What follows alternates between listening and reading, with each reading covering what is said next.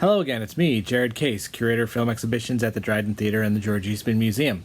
All summer long, while the Dryden has been closed due to construction, we have been running the Dryden Theater Virtual Cinema. These are films that are put out by some of the distributors we work with on a regular basis that are new or recently old, as in the case of today's films, that haven't seen the light of day in the United States anyway, outside of festivals. And these are the kind of films that we would normally be bringing you at the Dryden Theater as part of our Rochester Premiere series. But since we're home, we thought that we would bring them to you virtually. And every rental that you do purchase from our website does go to help the Dryden Theater while we're closed. So please keep that in mind and check out some of the offerings we already have available.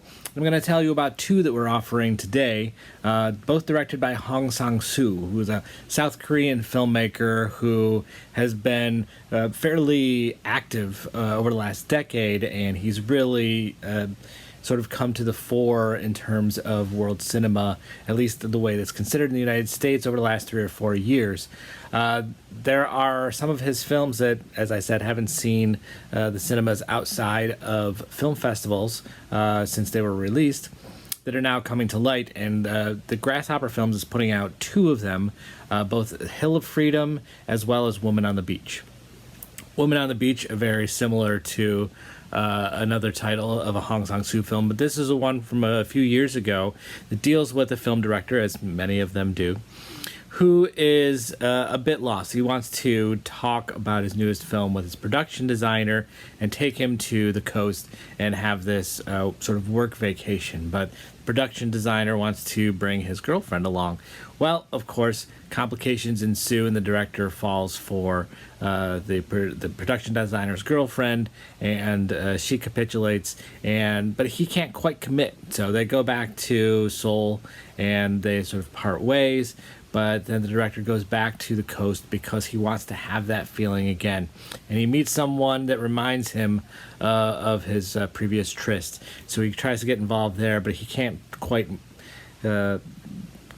make the difference between the two women. It's all sort of jangled for him. So it creates tension in this new relationship.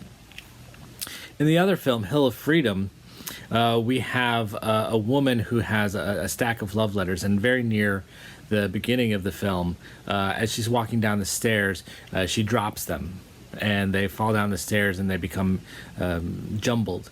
And what's really interesting here is that what happens in the structure of the film then is that she reads them in the order in which she sort of piles them back up. They're no longer in chronological order.